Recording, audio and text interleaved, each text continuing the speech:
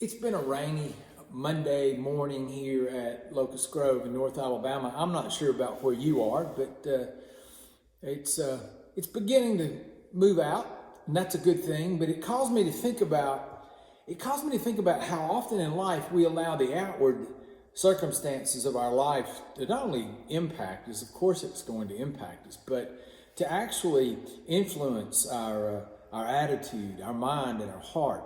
And we carry that around. And how, in many ways, it probably ought to be flipped. It ought to be reversed, right? It should be our attitude, our mind, what's in our mind and heart, that shapes the way in which we move forward in life.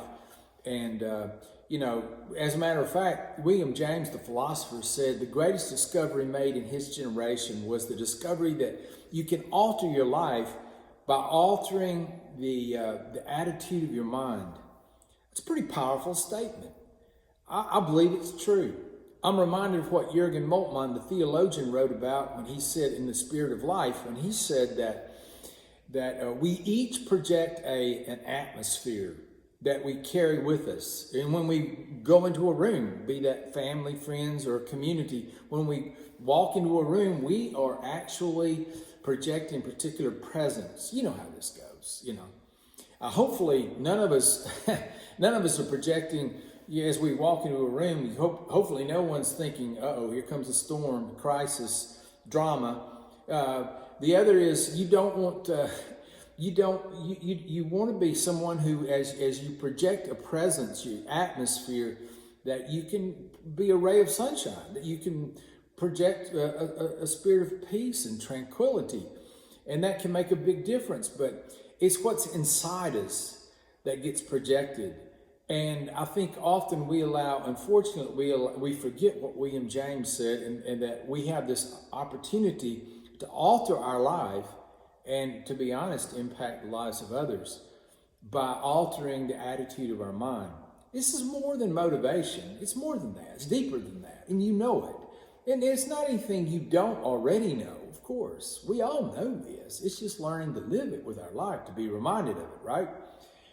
And so today I would remind all of us how important this is, that, you can't change, nor can I, a lot of the outward circumstances of life. There are a lot of things that come at us, and we don't have the power to change it. We have to live through it. And I get that. We all understand that. What we do have is the ability to change the way we see it, because the way we see things, our perspective, it shapes our life and can impact other lives as well. Paul wrote into the Romans, in Romans 12, about how you and I should not be fixed on the culture around us. Instead, we should pay attention to God, to what God is doing. It's so easy, though. It's so easy to allow the things that are happening around us to have such great impact and influence over our life that it shapes not just how we see the world, but it shapes the way in which we carry ourselves in the world, what we project in the world. And all of us have the opportunity, I think, to improve. Look, we don't have a lot of choices in life. The matter is, you can't change a lot of that outward circumstance, but you can change your mind. You can change your attitude. You can do something about that. You can alter that. You have the power to do that. Now, the thing is, learning to pay attention, learning to exercise that option with your life can change the quality of your life and the way in which you live your life. And so I would encourage all of us to think a bit about this and how important it can be with our life.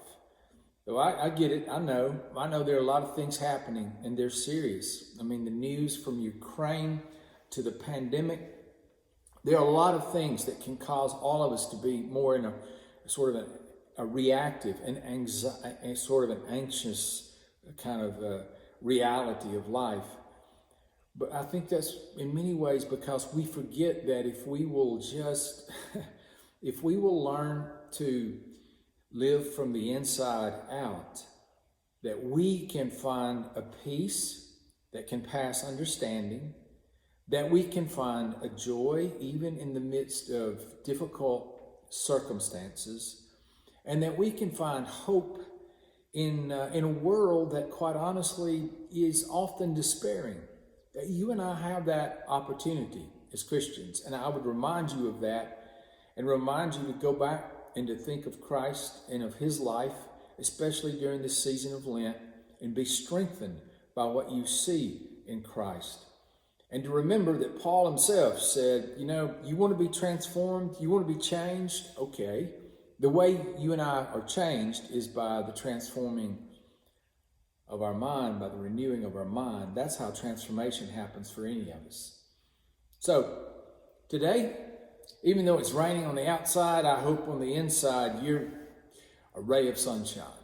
I hope that you are living with the joy and the hope and the peace that only Christ can provide.